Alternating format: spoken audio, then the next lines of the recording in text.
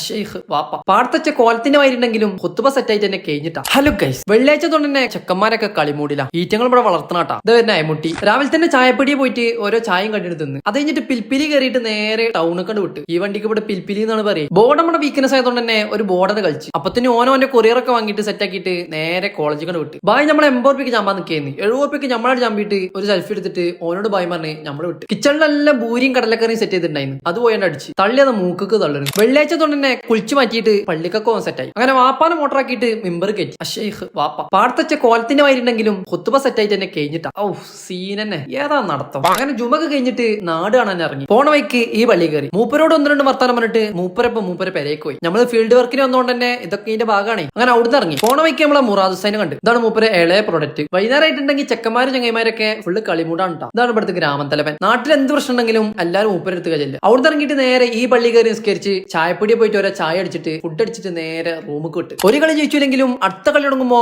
ഓന്റെ കോൺഫിഡൻസ് അതാ വാരം തന്നെയാണ്. ഔ നല്ലൊരു കുട്ടി. ബാക്കി ഇനി അടുത്ത വീഡിയോയില്. അപ്പോ ബൈ.